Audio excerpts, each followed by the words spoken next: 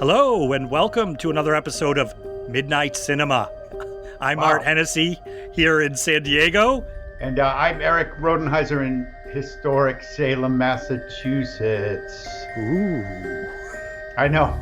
You always get, ooh, oh, scary. Salem. It's where they burned the witches. Mm-hmm. We're here to talk about The Monkey, based on the Stephen King short story. It's a movie directed by Osgood Perkins, starring Theo James, just out in theaters right now if you want to see it. And The Monkey is... We should talk a little bit about what The Monkey is, the movie, right? Yes, I saw it, Art, in the theater, which as normally I'm too lazy to, but I went and it was a small theater. And when I booked my seat, I'm a very picky seat guy. So it has to be the middle. And if not, I'm not going. And it wasn't the middle. So I sat a little adjacent. And then I thought, I'm going to sit in the back because these people didn't show up.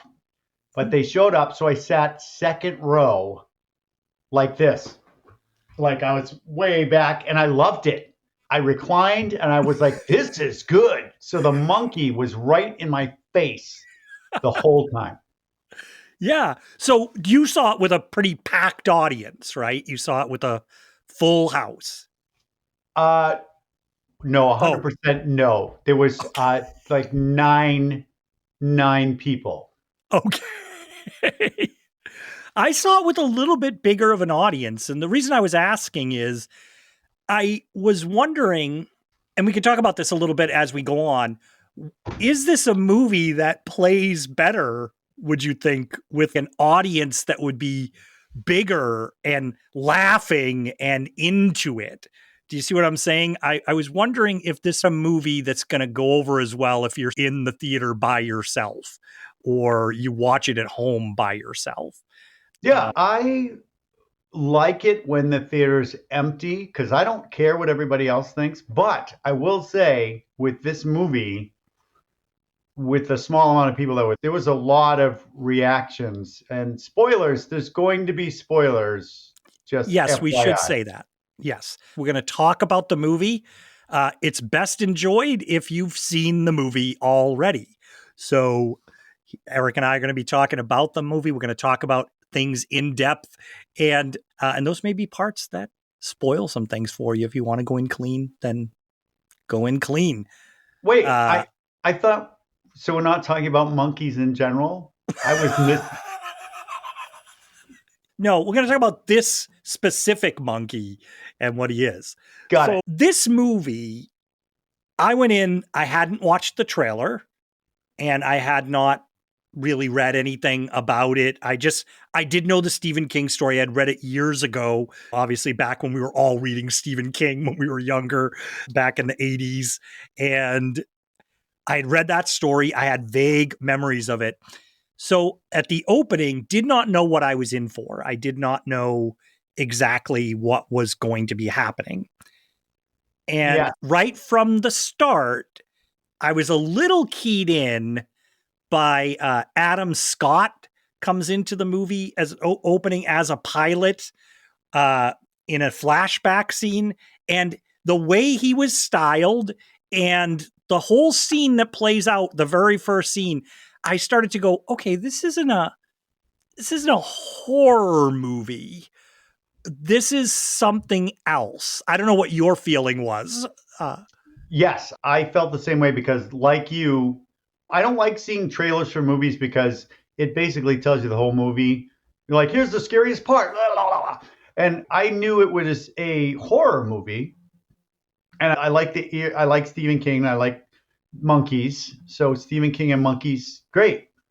And so that first scene when it was Adam Scott, I'm like, wait, is this the Severance Adam Scott or is this the Parks and Recs Adam Scott? So when I saw the first scene, I was like, oh, wait, are they trying to be funny with this gruesome death?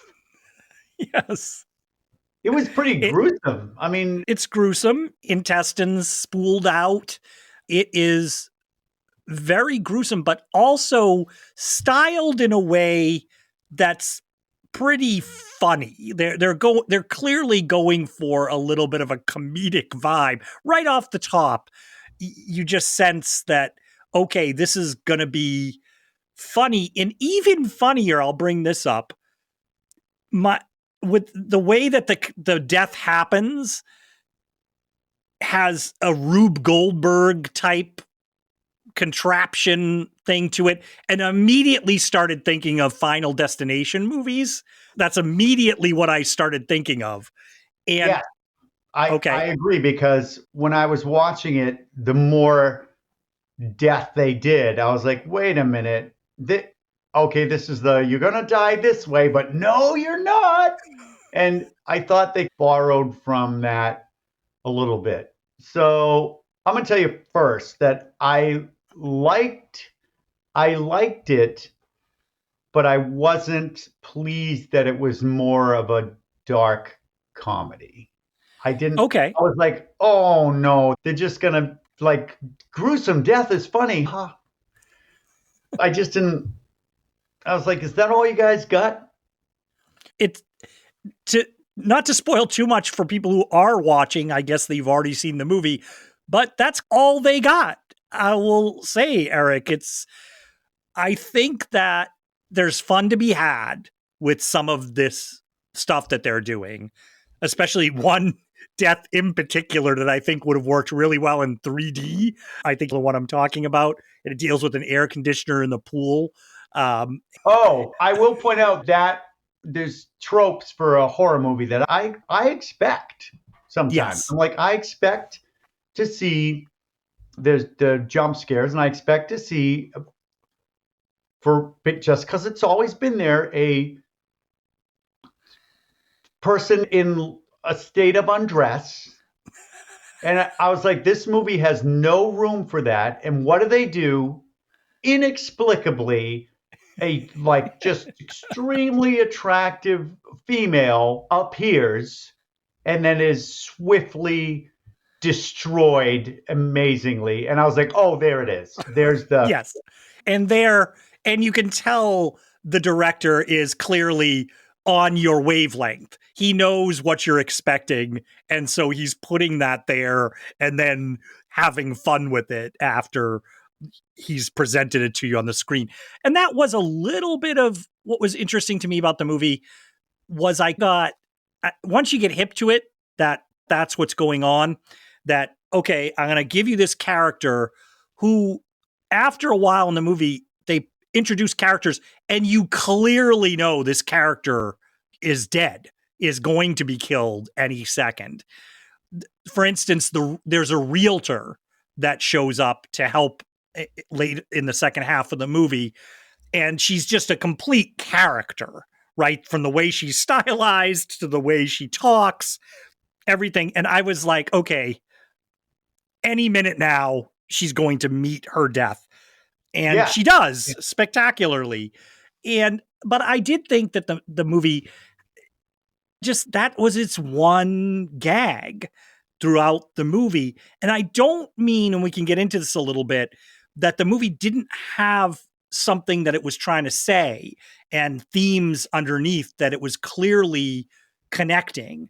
But I just think outside of the comedy, and I think the flesh holding all those scenes together, no pun intended, I guess pun intended, but the flesh holding it all together, I felt like that stuff didn't quite cohere because I felt, and I don't mean this to be too mean to the movie, I didn't care a lot about a lot of the characters. I didn't like care for them.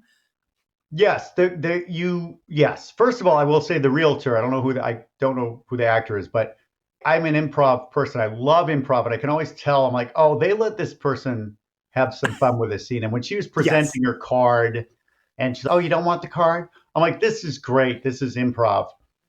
And then you are waiting for someone to die that it's most likely not going to be the main character. So there's no pressure for you there, like, oh, is this main character going to go? But then when they, again, spoilers, but when they knock off the realtor, it's like what you said, the Rube Goldberg, you're like, how can we really shock the hell out of the viewer with a ridiculous Bugs Bunny murder. And I was like, oh, that's how they did it. But I will tell you, Art, the thing that always gets me in a movie is if someone is covered in blood. Like the last time I was covered in blood, Art, I washed it off. Like right away, Mm, especially if it wasn't my blood and had little pieces of teeth and brain, I'd be like, I am going to Walmart to change my shirt. right. But The they, last time you did that, you're saying the last time you did that, yeah, you had teeth and blood and skin on you. I mean, what I would do, full disclosures, I would change so fast out of that outfit. And the people in movies like this, they retain the blood. They'll wipe some blood off their face, but they're in a gore sweater, like it's a cashmere gore sweater, and they still wear it, and nobody really calls attention to it. Even at the beginning of the movie, it was like, you got a little blood on you. And Adam, he was soaked in blood. I'd be like, get out of my store. So that's what we don't really take it seriously that someone's face got blown off in And front of you. and I will say that they don't. I actually, after I saw the movie, I was looking up a little bit about it, and Osgood Perkins, the director, in an interview, he pointed out, he said, I very purposely made any of the deaths are like just couldn't happen. They're not based in reality at all. For instance, a death happens early on in the movie at a Benihana where you're laughing, but the Benihana chef accidentally cuts somebody's head off with the knife. And that obviously cannot happen. And then Art, if you haven't been to one of those places where they serve those knives, they wield those knives, baby. They got to be sharp. So I they wouldn't be do. surprised if it cut They do through have to be bone. through bone. But the directors, to my point, the director said that was intentional. He made all these deaths very strange and over the top and actually stuff that could not happen, which tells me, and this is the interesting thing, is it sounds like he was more just aiming to make a comedy. He's not trying to make anything scary at all in this movie. There are Well, jumpy moments, but he's I just I don't think his intention was, I think he was going into it as, I'm going to make this funny. I'm not going to try to weave humor into it. When we that bring that brings us though, Art, to the again, you didn't see the whole preview and I didn't see it at all. And I was like, oh, this is a scary movie. And the monkey. I mean, talking about the monkey. Yeah, let's talk about the He, monkey. he was not, if he wasn't trying to make a scary movie, the monkey, which was fairly simple, the monkey was freaking scary. The I mon- Fair. The monkey was a great creation. They did a great job with the monkey. And they even improved upon it that, just a little, you may remember the Stephen King short story collection.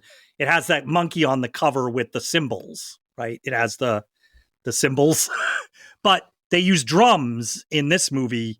And I don't know if you've heard why that is. It's because in Toy Story, they made a monkey have symbols, and now Disney owns the copyright and idea of a monkey with symbols. Okay, so So yeah, yes, but Art, let's talk about that for 1 second. That monkey existed, and then Disney puts in a movie, and they're like, you know what, Stephen King, you can't. We own a monkey with symbols. I'm like, what? But yeah, I actually like the drums quite a bit. yes, I think the drums work better for what this movie is trying to do. That beat of death coming, of inevitability coming, it works even better. And I love the detail on the monkey where when he starts, he comes up and the drumstick does a little spin and a rotate. in his hand. I was like, that's just perfect when I saw it. And the teeth, it starts to grin in those wide teeth that it has. And that's Yep. right out of the story. I reread the story after I saw the movie. And in the story, the monkeys, when it's starting, it raises his lips and it has that chilling sort of grin. And Yep. I think that they did that perfect. Here's where I think that the director, because he's also the same director as Longlegs, right? Longlegs, yeah. Yeah. So I watched Longlegs and I thought that was serious. There was no joking really. So when they did the shots of the monkey, the shots that they did, again, remember I was sitting like this, Yes. way back, and the Right. monkey's face was like, "Ugh." But the eyes, it was a very sentient being, and they Oh, had these little dots on its face, and the angles to which they shot it, I was like, this is a scary monkey. yeah. And speaking of the eyes, I don't know. There was one particular shot where they were taking it up out of a box, and you saw the eyes, and it almost looked like the eyes are looking up, or like even from almost any angle. I think that's what you're talking about. It can look a little bit like the monkey's looking directly at you, but it's not done with CGI. I think they just found the right materials to make the glass or whatever that they put in those eyes was just completely perfect. And so, speaking about Osgood Perkins, he's made the two other movies I know that he's made, Long Legs, which I've since seen. I know you were talking about it. And I don't know if you ever saw this movie. I saw it at a film festival years ago called The Black Coat's Daughter. Do you remember that movie, The Black Coat's Oh, Daughter? yeah. Yeah. Yes, that sounds really stupid. No, I wouldn't see No, that movie. no, it's a horror movie. But Mm. if you saw that movie, The Black Coat's Daughter, it's a horror movie about a Is it a horror movie about a coat? Look at my black coat, dear. Your loving mother used to wear it, and now she's dead. it's a movie about two girls who have to stay in a boarding school after Christmas break, whatever. But that movie would remind you a lot of Long Legs if you saw it, the way it's shot. Long Legs has a lot of those, and he does it in this movie too. A lot of those shots where there's a window in the background, the way they're framing things, same thing. But it was that idea of Satan behind everything, that everything has some sort of plan instituted behind it, and it's all working towards the Yeah, gruesome yes, end.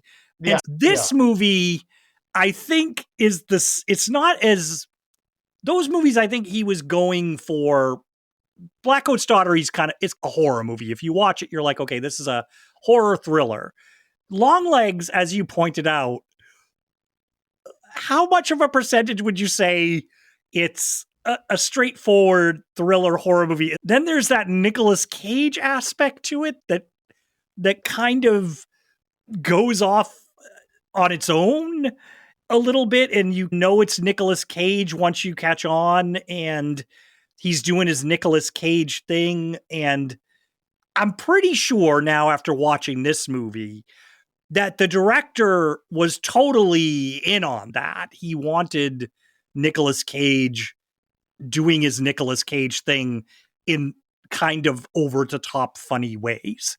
And I will say that I did like Longlegs. My son, who's 19 now, he's like, nah, it's not good. So I didn't watch it for months. And then I watched it. And when it said Nick Cage, I was like, oh no, I don't want to know it's Nick Cage. But I thought only because I knew it was Nick Cage was I a little bit like, oh, it's a little funny. But he was not. If I didn't know it was Nick Cage, I probably wouldn't have recognized him, and I probably would have thought he was a lot scarier. But this character, the monkey, doesn't have to. The last movie I saw that monkey act in was a comedy, and I thought he kicked butt in this one as a oh, serious really? role. He goes way back. He goes Yeah, way I think it back. was like the circus comes to town, and it was with It was like Going Ape with Danny DeVito and Tony right, Danza or something right. like. His brother, though, His brother Yeah. was a much bigger star with all those Clint Eastwood movies, Any Which Way But Yep. Loose, and yeah, Clyde. That's But the one we all know. Art, you did say brother. So the I love Stephen King books. I love Stephen King movies. What I'm like, oh my God, is yep, okay. The kid is bullied beyond like you the bullying can't happen. And then of course it's the twins, and one of them just hates the other one and the other one takes it. And as a sibling of three, I would be like, no, I would take whatever piece of furniture was available and whack them and tell them to shut up. But this kid, the brothers, I just thought it's too fable on the nose with one's a rough jerk and the other one's being bullied by, I think he encounters six. Is it six or like a gaggle of girls in the Yeah. boys' room, and they cover him in bananas, Yeah. which was a scene cut out. I would have loved to see them actually attacking him with the bananas. We only got to see the I'm aftermath. surprised they didn't have that actually looking at the movie. I'm surprised that or maybe they shot it and it didn't look good or something. But yes, Stephen King loves his bullies. If you go back, loves it, and even Stranger Things took that on. It's not Stephen King, but they have that strain of like bullies in it. And I think in this one, I agree with you. He has the bully even at home. We should say the twin brother thing is a little strange. Good job though. That is actually one kid playing those two brothers in the early part of the movie. And I thought Oh, they did. I, Yeah, it is one actor. I I watching the was movie, I didn't think I didn't think that. well. That's Um, funny because as you know, when they get older, it's the same actor it playing. is the same actor when they get older, it's a little harder to distinguish them when they get older because Theo James is basically a model out of GQ. And He was so nerdy. When you puts on those glasses, yes, it's instant. Wow, he's not sexy anymore. Not sexy. he's working at a was it at a hardware store or something? I wherever he was working art, he and his twin apparently had the time to work out like 4 times a week. So they don't ever touch on that. They're like, "Oh, I'm so depressed with my life. Let me lift this Well, weight." I was looking at it. So they flash forward to his time now, and he's, like you said, he has glasses and he looks like he's working in like a crappy store or something. And the way they have it all, and you just look at Theo James and you're like, this would never happen. Even if in real life, that guy who looked like him was in that job, somebody somewhere would come up to him and go, "You don't belong here. Here, let me Well, take you out of here. And I'm going to put you in a suit and put you in this job, even though I don't even know what your background is." Like, art, he's depressed because yes. they're being tormented by this killer monkey toy that's killing off friends and family. That he has to work at a hardware store. Where else can he work? Even if it That's is, I true. don't even know if it is a hardware store. I don't even remember. I I can't. you I did like his boss, though, the guy who was his oh, boss, the younger. But I just like the idea of it's so much younger than him, the boss. here's But what here's my problem with some of those things. Is like the thing that's ruining movies for me, besides you,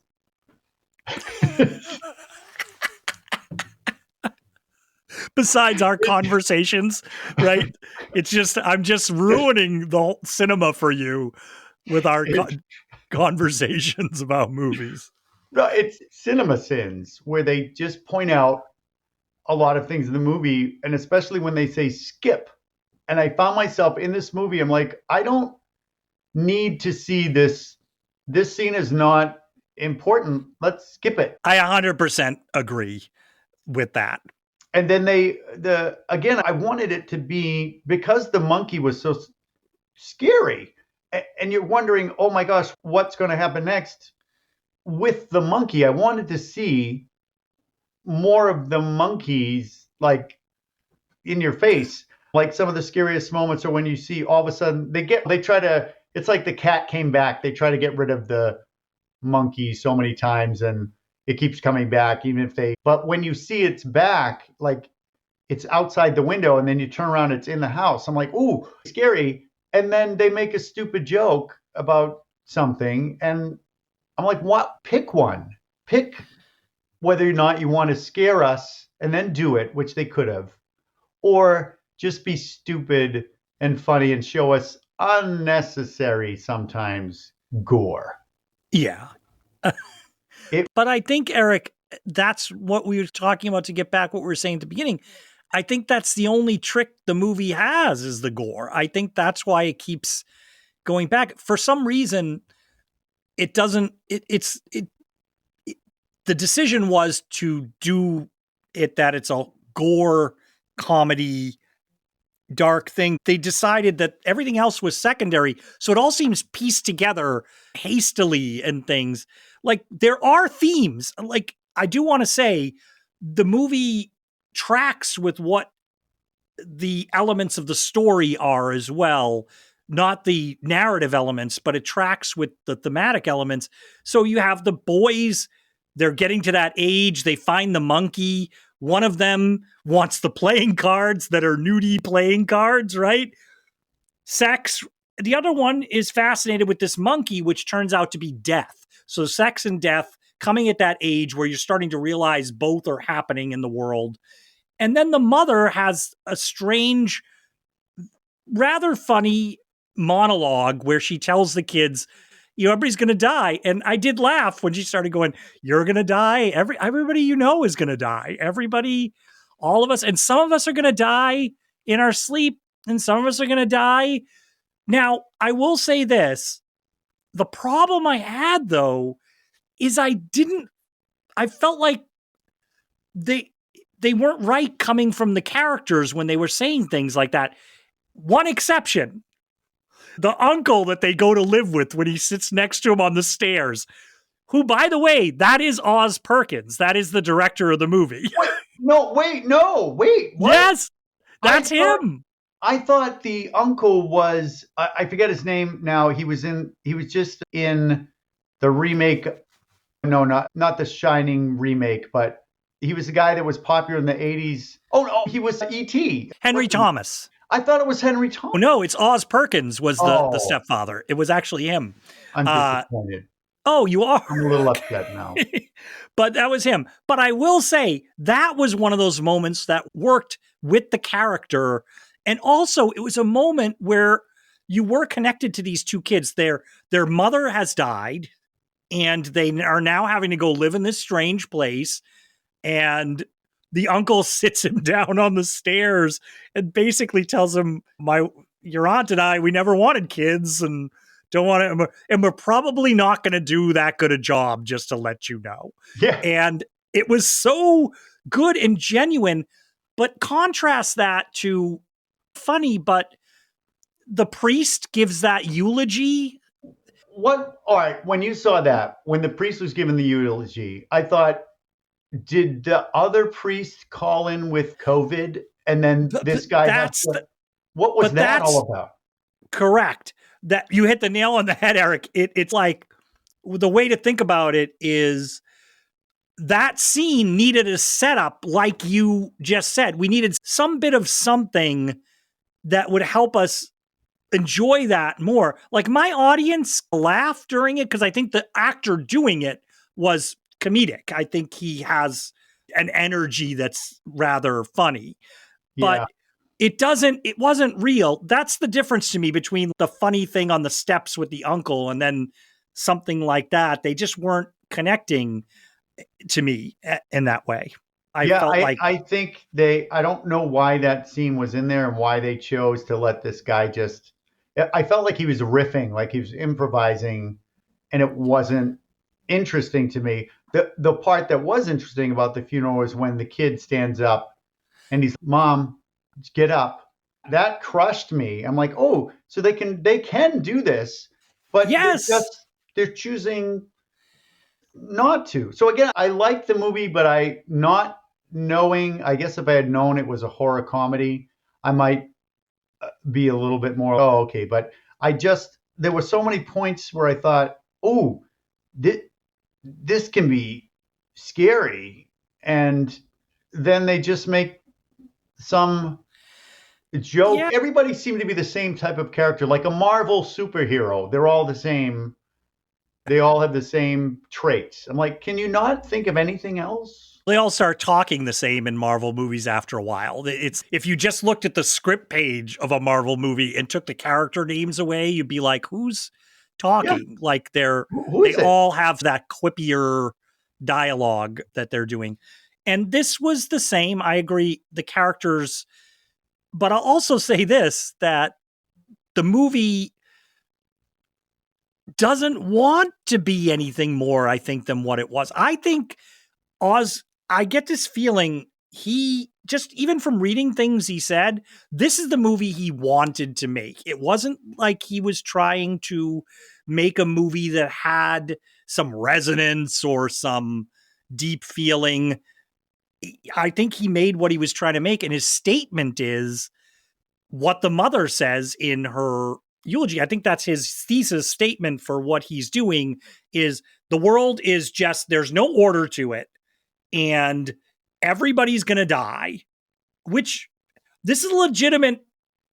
It's a legitimate thing to make a movie about, but it's a hard thing to make a movie about because who the heck wants to sit down in a theater and with their popcorn, with their monkey popcorn bucket and watch a movie about how the world is this crazy place and we're all going to die.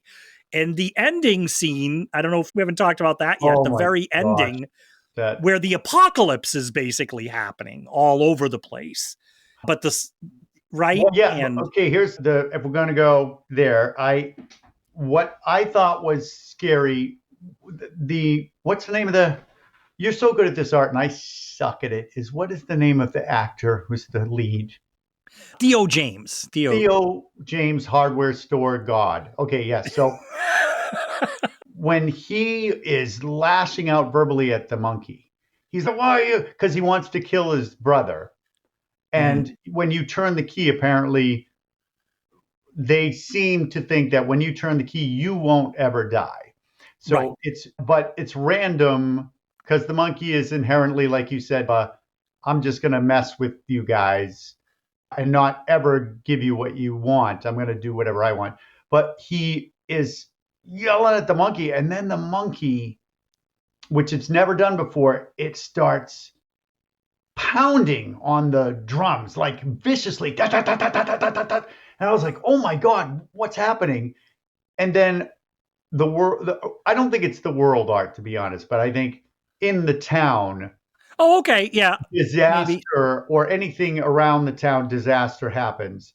But then I'm like, oh my God, all these people are dying. But then it was funny and I didn't want to laugh. I was like there was a joke art that they set up, which I can sometimes appreciate. And other times I'm like, is that the only reason why you did that for the joke? Is they said you can skydive and get married in the air. Yes. And what happens?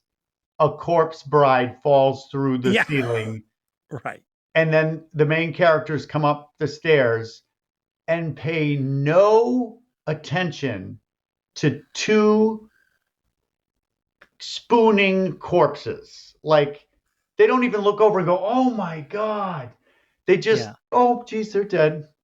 Yeah. So I thought, did they have to? I was like, "Oh, what's going to happen when the monkey's doing this?" But then they show us, and it's funny. Oh, Yeah. The movie does do a lot of that, setting things up and then having the payoff, like to the point where you get a hand. Did you notice at the end? It's remember at the opening of the movie, he imagines dropping a bowling ball on his twin brother's head and with the mother's name on it. And then at the end, the yep, brother's head is blown off by the bowling ball. But yep, yes. how, And what you was that said, trap though? yeah. What, What was the trap? There was like what you said, not a Rubik's cube. yeah, Rube Right. Goldberg contraption. Yeah. Yeah, Rubik's cube. Yeah, so there was one of those in there, and I was like, "This is huge setup for what is this?" And then Nothing really. It was just to make the joke of the I eventually killed you with the bowling ball that I originally wanted to kill you with. I'm Yeah, like, or the monkey did. well, But I think I will also point out, but while we're talking about that, is for the director saying I just wanted it to be like funny. Once I've been through the whole movie, and again, we're all talking about spoilers, so for some reason there's a group of cheerleaders that are cheering on when people die. They're like, "Yay! What's going on here?" And then so the scene where they're all on a bus and they're like, "Yay!" And then a freaking truck comes by, wipes them all out. I actually chuckled because I'm like, "Oh, okay, so you're just like, how many people can I kill? Let's right. end with the cheerleaders." Yeah. So And I did like that in a sense. so you did, because the way you presented it was you were sounding like I shouldn't like this, but I did like it because it was so Well, random. only because I I was understood what wondering the if, movie was doing. So yeah, I was wondering if he set it up. Those cheerleaders, they're on the front lawn when they're bringing the bodies out, bringing the bodies out. They're bringing, and when you first see the cheerleaders, I was like, is this supposed to be like, oh, the audiences for horror movies or true crime people, maybe like true crime audiences that are all like, oh, yay, the bodies. And then at the end, he's F you, like I'm killing you all. I didn't know. And that's part whoa, of this movie is I feel like he does have ideas, but it's not connected well enough. whoa, So you're going deep. It's like the cheerleaders are us. The no, I cheerleaders know. are the audience. But this movie leaves me with no choice. Like it leaves me with no choice. So I think in the end, it is a movie that is about chaos and everything.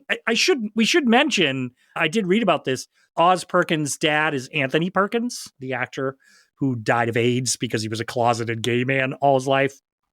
And his mother died in one of the planes in 9/11. I know. I was doing the IMDb, and there's frankly Yeah. not a lot of information yet on this movie, but I was like, oh, cool. But I didn't see how. I'm like, okay, Anthony Perkins. So is that why? Is that why there's no dads in the movie? Because dad. I'm like, I think what's going to, on? to be honest, the short story, the Stephen King, there was no dad. Their dad had disappeared early on, which is actually a theme in a lot of Stephen King because his dad, Stephen King's dad, left him and his mom when he was a little Yeah. kid. Or the dads are horrific. They're like Yeah, just awful people, correct. you Yeah, know? and Um, awkwardly racist some of the time. You start to read the yeah, books and you're like, okay, all right. Back in the yeah, 70s, I think that language, I get that he's a bad guy and you want to show how bad he is, but right. really, do I have to hear him say that? Yeah. Does he have to really let us know that he thinks his daughter is a little too pretty? We don't, Yeah, what are you doing? I know. It's crazy, but it's okay. I get it. I get it. Now, but I think there might be something that he's trying to play with, and the story played with it a little bit too, the actual story about generations and how generations maybe pass things on. So this monkey chaos. You think about because somebody wrote in an interview with him what he said about his mom dying in a plane in 9/11, and think about it in the context of this movie, Eric. He said, I didn't know that was something that could happen. Like my brain, when it happened, the way he remembers processing it when he first heard was like, wait, that's a way that my mother can die? Is people hijacking a plane and flying it into the World Trade Center? Like that wasn't in my index of even imagining ways that my mother could possibly die.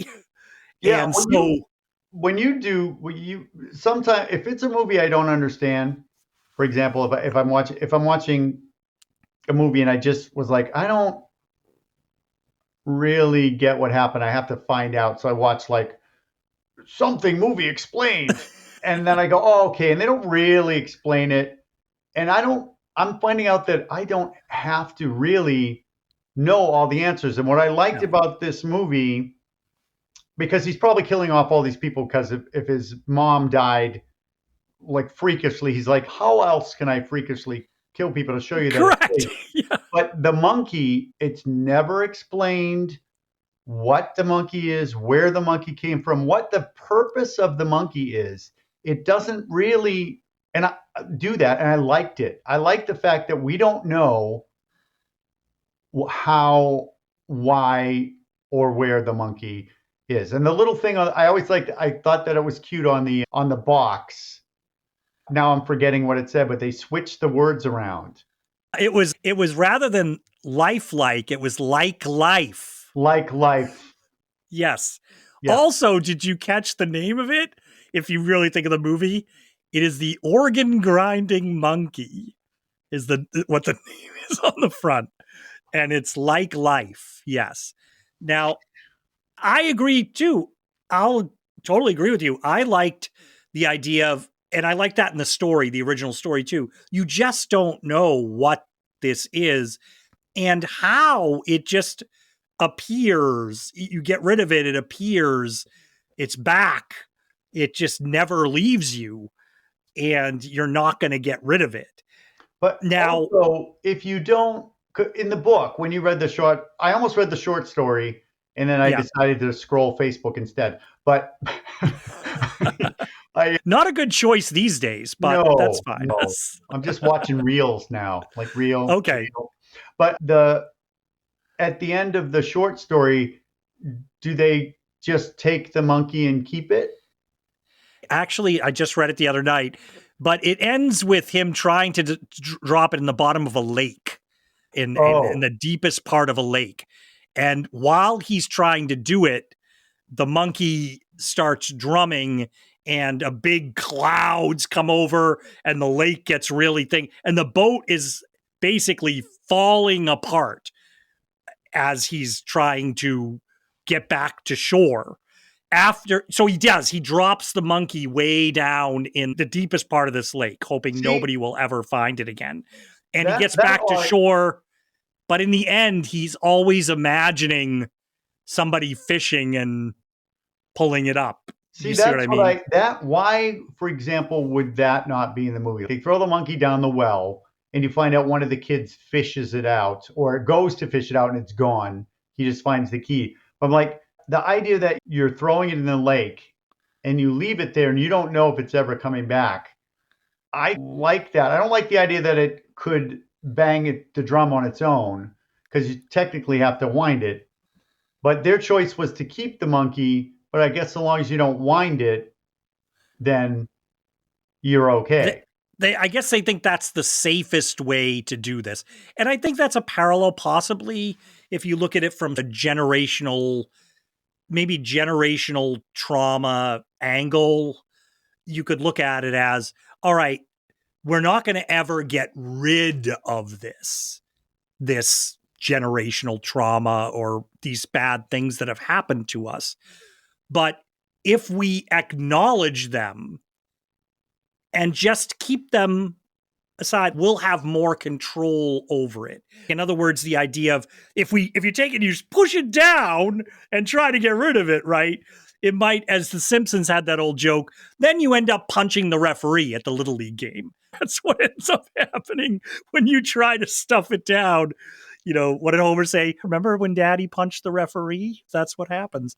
And I think so that I think that's the thematically what they're trying to work around there. Does that make sense? Yes, it makes sense. And again, for me, when I'm watching a movie, I don't get any of those tones where, oh, I see it's a reference to loss, or we have to. I'm just like, oh, it's a monkey. The monkey's Yeah. killing people.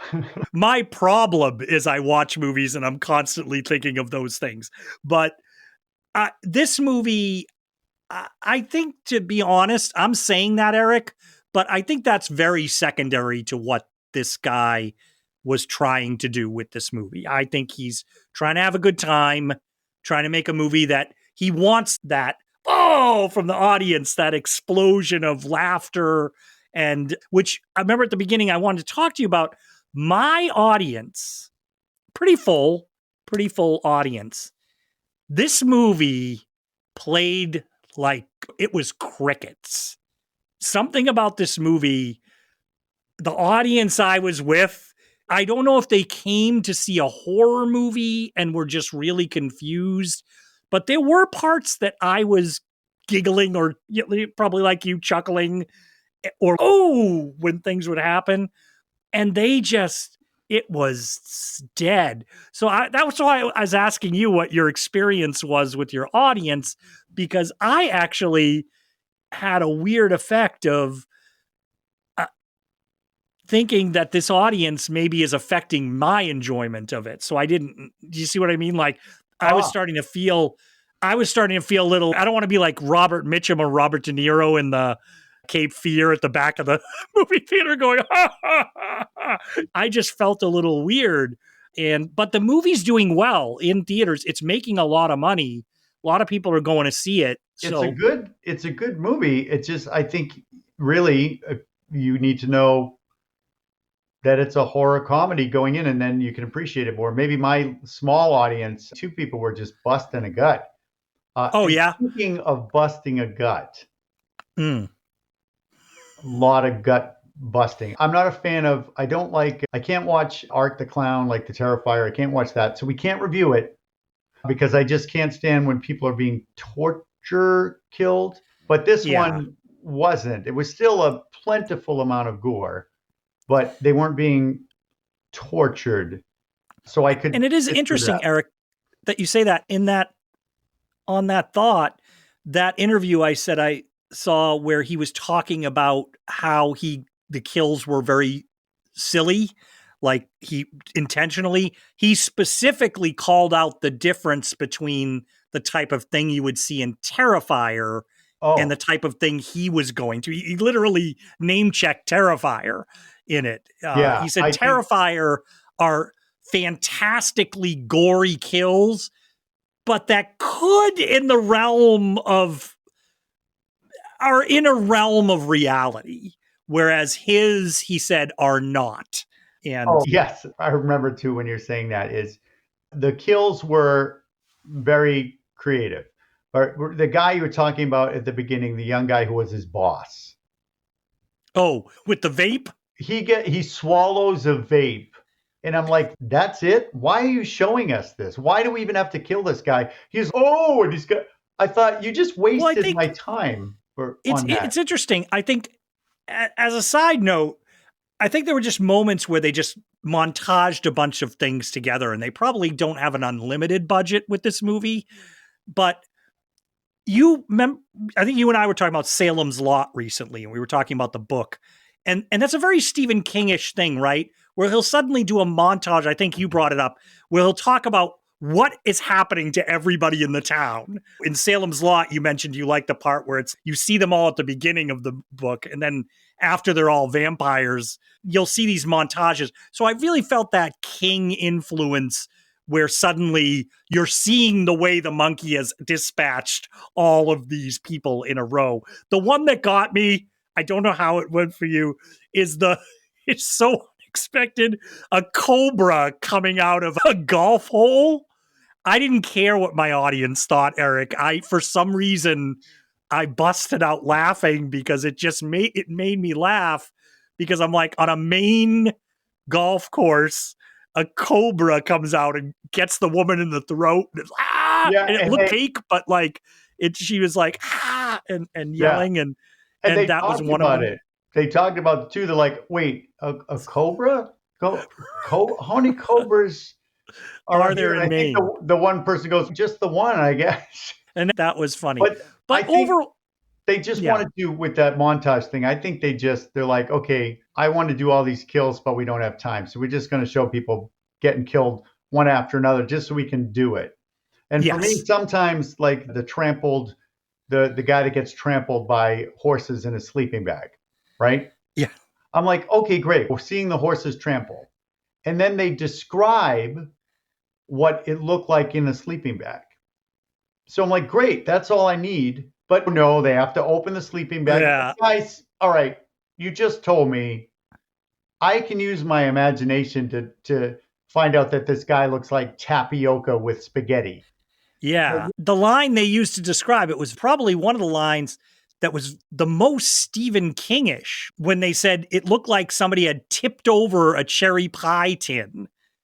And I could totally envision Stephen King writing that line. Yes. And it works, as you said, it works so good as a written line. Mm. It was weird that then they showed it. They showed the Yeah. sleeping bag, and it was in a ridiculous Yeah. sleeping bag. There's nothing remotely human left in the sleeping bag. It's just a red liquid. Yeah. Yeah, I didn't need to. I didn't need to see the cherry pie in a sleeping bag. But so about the end, wrapping this up is the monkey is a supernatural. We know it's like a entity, some kind of supernatural. Something is driving it. So the end of the movie, when the twin dad is reconnecting with his son, the monkey's in the back, and they stop at a stoplight. And I was thinking, okay, the guy's going to kill both of them, and I'm expecting it. Doesn't happen. Great. But then they both see Art, which, if I remember correctly, they both acknowledged with their eyeballs death on a pale horse. Yes. A supernatural being walking by them, making eye contact with them, and then leaving. And I was like, what? What is that? Once again, that was why I said apocalypse earlier is maybe because influenced that by that. But if you notice earlier in the movie, this is the issue we've been talking about. The brothers at some point were trying to quote the line about the pale horse coming on death. So then there he is because they've seeded it, almost like you said with the wedding skydiving, right? They seeded it and now they're showing it to you. But I don't know, because I was on the track of the monkey is that. The monkey is the harbinger of death. This is where my mind was going through the movie. And then I'm like, oh no, there's actual death on the horse. But again, they both. So what's the monkey? Yeah, they both saw it. So yes, why did we need? It looked cool, but why did we need to see this guy on his horse going, yep, sorry guys. I don't.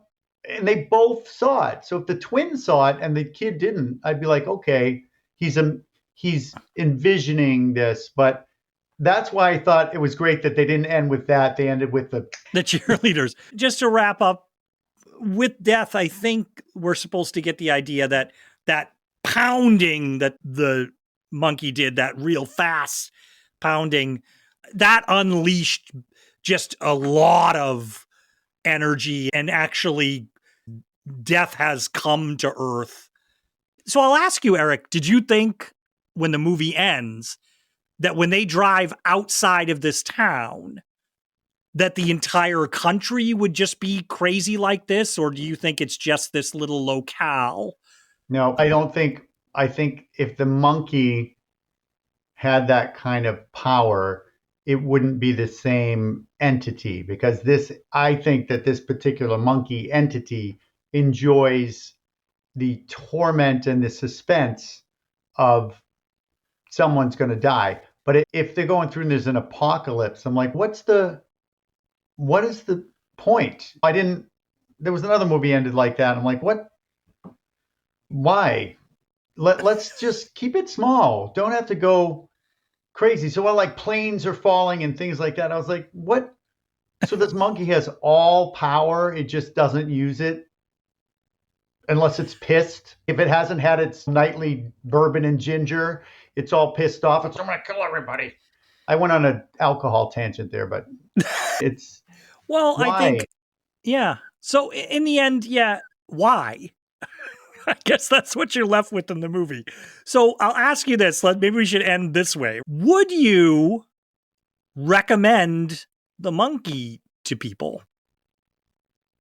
Oh, yes, I would recommend it to fans, to horror comedy fans. It is a great film. It's shot really well.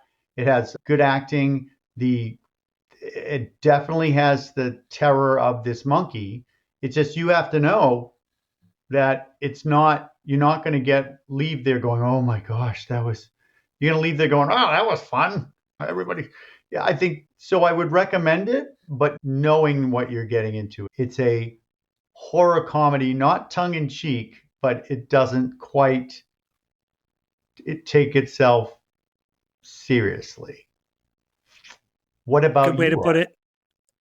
I would recommend this movie to people who like horror comedies and aren't expecting a lot out of a movie. By that, I mean story, themes, connective tissue, execution on those things. The movie's kind of a mess in the actual execution of it. So watching the movie it's messy. And there were times that I felt like it needed to speed along or go past things because it has one joke it's telling through the entire movie. And so I had fun with it. I wonder if my audience was a little more into it, if I would have had more fun. But if I were to give it stars on a 5-star rating, if Oh, I were, okay. probably it would edge into a 3. But if you had asked me right coming out of the movie theater, I might have given it a 2.5.